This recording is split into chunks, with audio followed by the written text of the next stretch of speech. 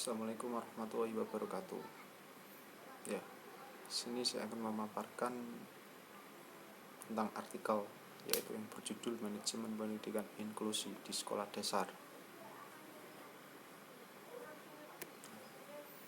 Untuk pengertian pendidikan inklusi, yaitu sekolah harus mengakomodasi semua anak tanpa memandang kondisi fisik, intelektual, sosial, emosional, linguistik, atau kondisi lainnya.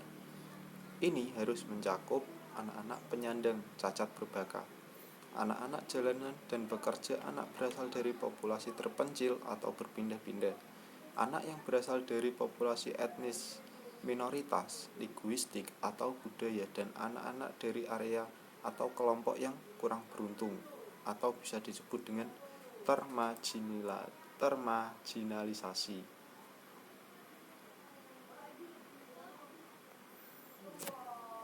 Menurut Martin, pengertian pendidikan inklusi adalah sebuah pelayanan pendidikan bagi peserta didik yang mempunyai kebutuhan pendidikan khusus di sekolah reguler, baik di SD, SMP, SMU, dan SMK, yang tergolong luar biasa baik dalam arti kelainan, lamban belajar maupun berkesulitan belajar lainnya. Pendidikan inklusi adalah sistem layanan pendidikan yang mensyaratkan anak berkebutuhan khusus belajar di sekolah-sekolah terdekat di kelas biasa bersama teman-temannya. Manajemen pendidikan inklusi yaitu proses perencanaan, pengorganisasian, pengarahan, dan pengawasan, usaha para anggota organisasi, dan penggunaan sumber daya organisasi untuk mencapai tujuan yang telah ditetapkan dalam menyelenggarakan pada sekolah inklusi. Manajemen kurikulum yang digunakan di kelas inklusi adalah kurikulum anak normal atau reguler yang disesuaikan atau dimodifikasi sesuai dengan kemampuan awal dan karakteristik siswa.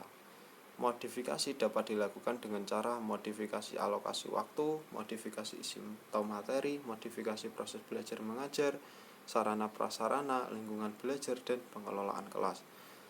Jadi kurikulum yang digunakan di sekolah inklusi itu sebenarnya sama dengan kurikulum yang digunakan di sekolah-sekolah normal atau sekolah-sekolah reguler. Cuman bedanya kalau di sekolah inklusi itu kurikulumnya dimodifikasi tersendiri ya oleh guru-gurunya.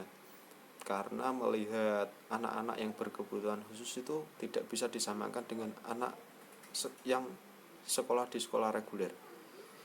Maka dari itu guru memodifikasi kurikulum, yaitu dengan adanya modifikasi alokasi waktu, modifikasi isi materi, modifikasi belajar mengajar, modifikasi sarana prasarana, lingkungan belajar, dan pengelolaan kelas.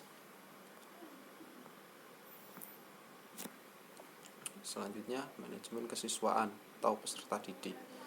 Manajemen peserta didik bertujuan untuk mengatur berbagai kegiatan peserta didik agar kegiatan belajar mengajar di sekolah dapat berjalan lancar, tertib, dan teratur, serta mencapai tujuan yang diinginkan.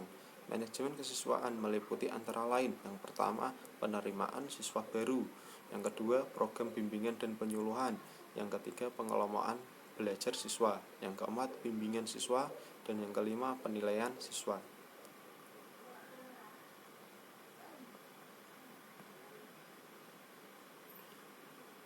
Selanjutnya, manajemen sarana prasarana. Nah, manajemen sarana prasarana sekolah bertugas merencanakan, mengorganisasikan, mengarahkan, mengkoordinasikan, mengawasi, dan mengevaluasi kebutuhan dan penggunaan sarana prasarana agar dapat memberikan sumbangan secara optimal pada kegiatan belajar mengajar. Nah, untuk sarana prasarana tersendiri ini juga penting terhadap sekolah karena sangat berpengaruh ketika guru mengadakan kegiatan belajar mengajar di sekolah. Nah, semisal sarana prasarananya itu lengkap, ya di kelas itu ada sarana prasarana lengkap. Nah, maka guru ketika mengajar itu lancang, enak, ya bisa berinteraksi dengan peserta didik, bisa bisa memberikan contoh-contoh di situ. Selanjutnya, manajemen pendidikan dan tenaga kependidikan. Tenaga kependidikan bertugas menyelenggarakan kegiatan mengajar, melatih, meneliti, mengembangkan, mengelola, dan memberikan pelayanan teknis dalam bidang pendidikan. Tenaga pendidikan di sekolah meliputi tenaga pendidik atau bisa disebut dengan guru, pengelola satuan pendidik, pustakawan, laboran, dan teknisi sumber belajar.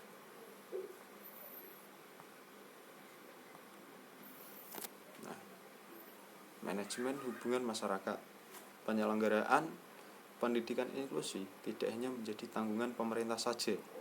Lembaga pendidikan lain seperti masyarakat hendaknya selalu dilibatkan dalam rangka memajukan pendidikan, apalagi dalam semangat otonomi daerah di mana pendidikan juga merupakan salah satu bidang yang disentralisasikan. Maka keterlibatan masyarakat merupakan suatu keharusan. Nah, untuk membangun sebuah sekolahan ya atau lembaga pendidikan, nah itu tidak hanya menjadi tanggungan pemerintah saja, melainkan menjadi tanggungan dari masyarakat, karena masyarakat di situ itu nantinya masyarakat bisa merasa memiliki. Nah, dengan adanya sekolah dia merasa bangga karena di daerahnya ada sekolah yang maju, ada yang sekolah baik, dan daerah tersebut juga mendapatkan nama, menjadi sorotan ketika sekolah itu bisa maju. Dan yang terakhir ada fungsi manajemen pendidikan inklusi, yaitu yang pertama sebagai perencanaan, dan yang kedua pengorganisasian atau organizing, yang ketiga sebagai pelaksana atau implementation, yang terakhir sebagai pengawas atau controlling. Sekian, terima kasih. Hanya itu yang bisa saya paparkan dalam materi kali ini. Bila ada salah kata, saya mohon maaf sebesar-besarnya. Wassalamualaikum warahmatullahi wabarakatuh.